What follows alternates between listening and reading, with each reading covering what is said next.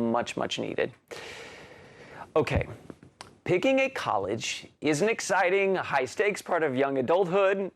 You know, right now, high school seniors are doing that. Parents might be helping your kids go to college right now. As a parent, you want your kid to go to the very best college they can.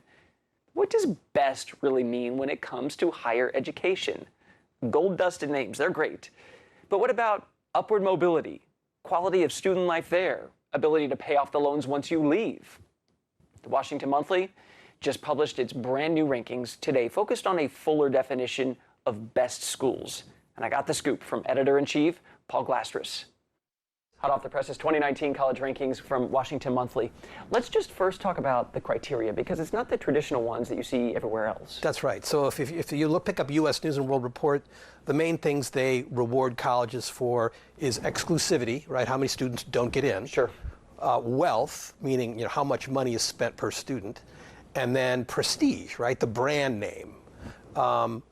And we think that's a terrible way to incentivize higher education, right? It makes all the colleges spend more money and be more, snobby and so forth. So we have a completely different set of criteria. Mm-hmm. Ours are three. Number one, upward mobility.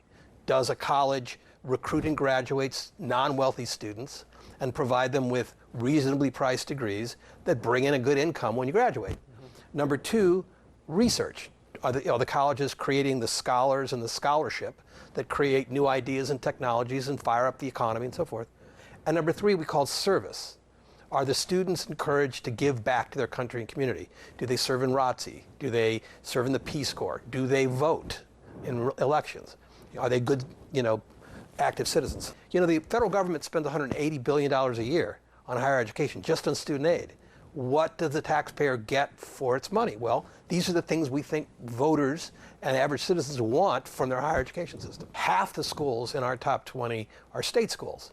State schools. So a lot of University of California, Berkeley, for instance, well-known school, LA, but also University of California, Irvine, University of California, Santa Barbara, not the better known. No, they're not perennial right. top tiers. But also like schools that are known only, nationally for their football teams, like the University of Florida, happens to be a very good school. Texas A&M happens to be a great school if you're come from a modest family and you want a degree that matters, and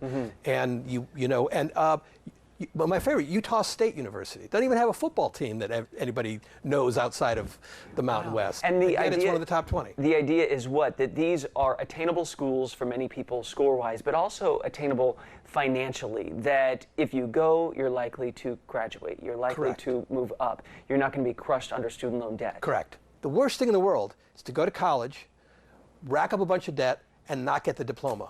Then you don't have the diploma that gives you the income to pay off the debt, and you're worse off than if you didn't go to college in the first place. Right. So graduation rates, though most students don't look at it, are very important. We factor that in. I'd be remiss if I didn't discuss varsity blues. We saw all these very affluent parents trying to get their kids into this small number of schools. You're all about looking as broadly as possible. It seems their mission was to look as narrowly as possible, and there became like this scarcity mindset. Right. Right. This is a much better mindset to me. Yes. So it's horrible that you have these folks bribing their underperforming kids into these elite schools. But that's really just an indication of how desperate parents are to get their kids into a handful of brand name schools. What I think we're showing is there's a lot of schools that may not have the brand names. You may not have heard of them. Paul, Washington Monthly 2019 rankings, making us think a little differently. Thank you. Thanks, Jim. You can get the full rankings on WashingtonMonthly.com, the affordable elite, also adult education. I like that. The Trump administration is upping its fight against some asylum seekers. Court papers filed today show that the administration wants the Supreme Court to prevent some migrants from seeking asylum no matter where they cross the border. The proposed policy, it would not allow someone from Central America, let's say, to pass through another country and then come to the U.S. and apply for asylum here without